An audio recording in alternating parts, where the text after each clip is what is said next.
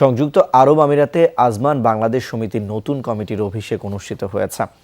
অসহায় মানুষ ও মেধাবী শিক্ষার্থীদের সেবা দানের লক্ষ্যে আমিরাত সরকারের অনুমোদন নিয়ে যাত্রা শুরু করে সংগঠনটি।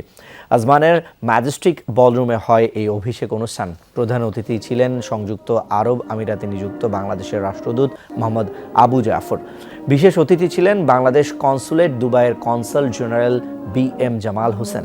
বিশেষ অতিথি ছিলেন আবুধাবি বঙ্গবন্ধু পরিষদের সভাপতি ইফতেখার হোসেন, আবু জাফর চৌধুরী, চট্টগ্রাম আওয়ামী লীগ নেতা ইউনুস গনি চৌধুরী, ইসমাইল গনি চৌধুরী সহ অনেকে। সংগঠনের সভাপতি আব্দুল আলিমের সভাপতিত্বে এতে সঞ্চালনা করেন সেলিম উদ্দিন চৌধুরী ও আবুল বাশার।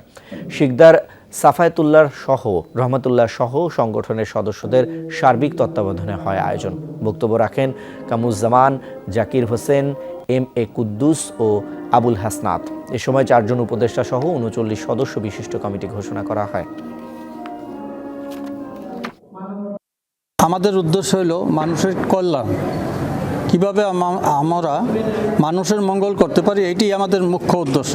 সেটা হলো বিশেষ করে বাংলাদেশিদের জন্য। আমরা এটা নিয়ে দীর্ঘদিন যাবৎ পরিশ্রম করে আজকে এটা অভিষেক করতে সক্ষম হয়েছি। আজমান শাখার উদ্যোগে আমার মনে হয় যে আমাদের যত রেভিডেন্স যোদ্ধা আছে এই দেশের মধ্যে, তারা সার্বিক সব ধরনের সহযোগিতা পাবে।